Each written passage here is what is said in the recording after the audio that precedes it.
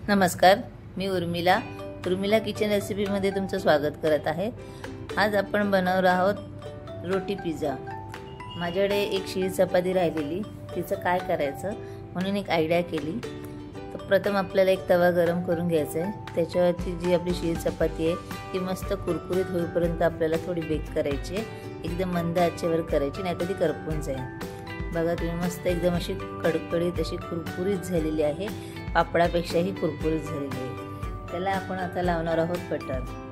तुमच्याकडे जे butter available असेल तुम्ही लावू शकता, असं नाही की अमूल बटरच पाहिजे। तुमच्या घरात जे अवेलेबल असेल ते तुम्ही लावू शकता। तर मी पहिला त्याला बटर लावून घेतलेलं आहे पूर्ण त्या रोटीला।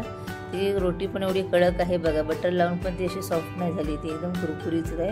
अशी आपल्याला व्यवस्थित ती शेकून घ्यायची आहे, एकदम बारीक गॅसवर।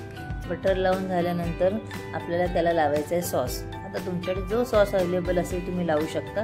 मी शेजवान चटणी लावते, कोणाकडे पिझ्झा सॉस असेल तर तुम्ही तो लावू शकता। शेजवान चटणी पाहिजे असेल तर ती लावू शकता, ऑप्शनल आहे, तुम्हाला जी टेस्टनुसार तुम्हाला हवी आहे तशी।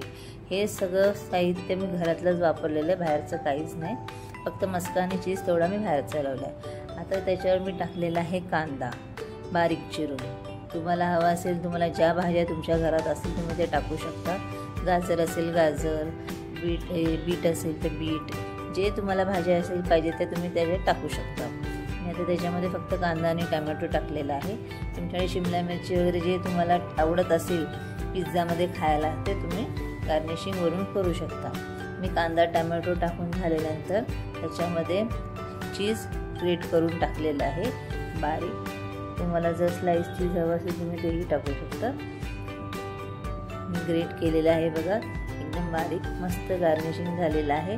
ते गार्निशिंग झाल्यानंतर तो पिझ्झा एवढा असा यमी दिसतो आणि खाताना पण खूप यमी लागतो। तुम्ही एकदा नक्की ट्राय करून बघा, तुम्हाला नक्की आवडेल। मुलांना जर घरातलं खायला आवडत नसेल, चपाती बघून तोंड वाकडं करत असतील तर त्यांना हे तुम्ही घरगुती रोटी पिझ्झा करून खायला घालू शकता।